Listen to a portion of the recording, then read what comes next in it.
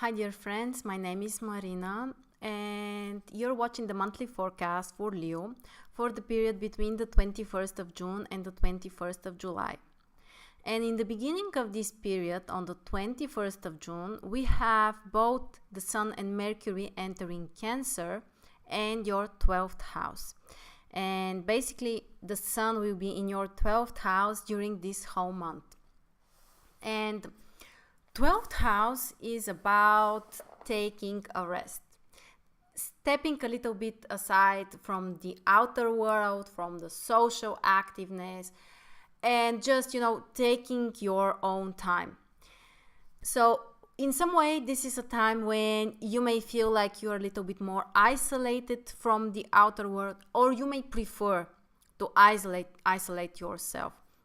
So taking a rest, spending more time alone is what you should try to do. It's not the time when you should focus really hard on some kind of material stuff or some kind of new projects, new initiatives. It's not the time for you. This month is about, analyzing the past, for example, analyzing the past 1 year, what you have accomplished, how your plans have changed, what needs to be changed, but it's not, and also what you need to leave in the past, definitely. 12th house is the house of separations, the house related with our past. So when the Sun is there, also Mercury in your 12th house, it's a time to think about what you should leave in the past and what you should separate with in order, to be ready for the new beginning, which will happen during the next month. But right now, it's about taking your own time and, respecting your privacy and, just finding some time to take a rest. For some kind of spiritual activities, this can be a great transit. Also, we have Mars in your 12th house in Cancer. So basically the Sun and Mercury are joining Mars in 12th house. So it suggests that there can be some kind of activeness for you, but it's privately. So it's not visible for others. It's something that you do on your own, or you're preparing, or you're, planning actively. And after that, you will make it visible, or, you will announce it in some way for others. But right now it's about being active on your own and privately, without being noticed by others. For some kind of spiritual activity, or some kind of meditations or retreats, these transits can be very beneficial. And also on the 23rd of June, we have a new moon in Cancer here in your 12th house. So, for example, starting some kind of meditation practices or other spiritual practices, they can be extremely positive for you.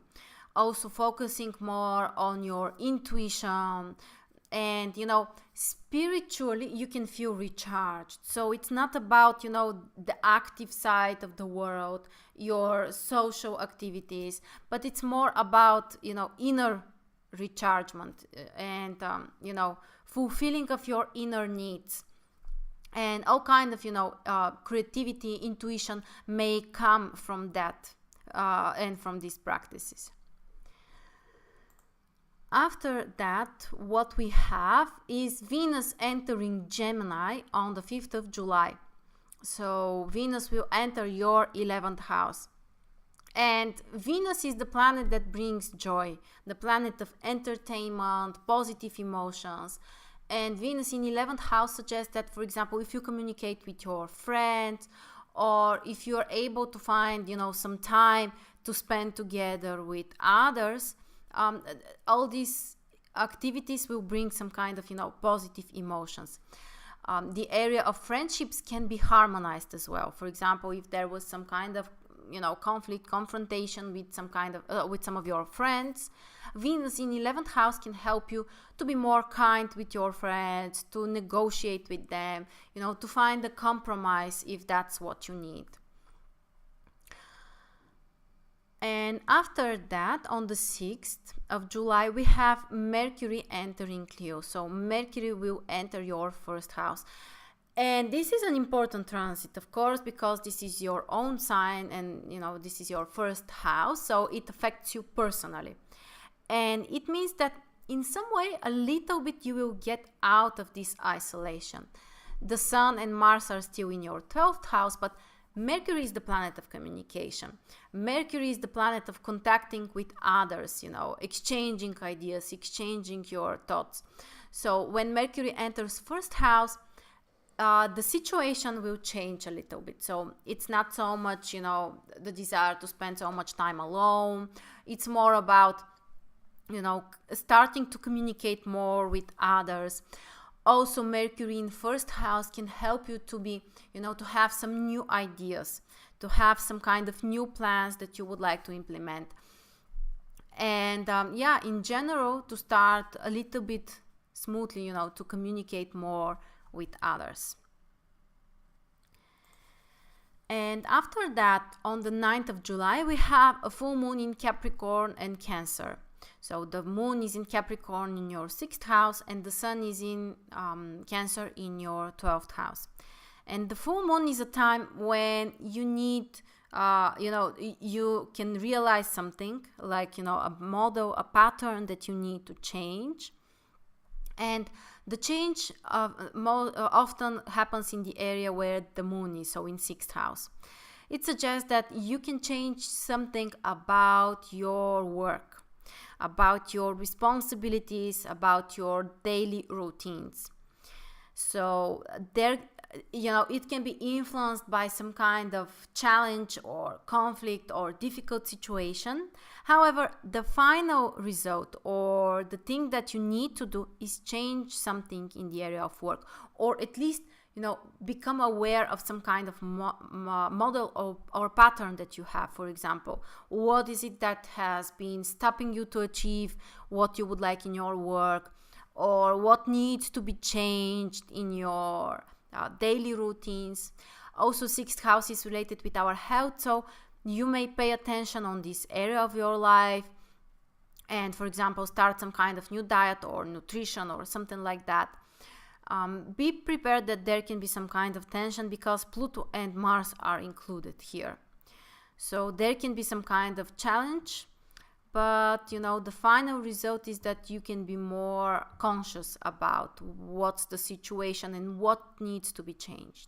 And of course, we are having a different video where we are going to talk in details about the full moon and what it can bring to all of us.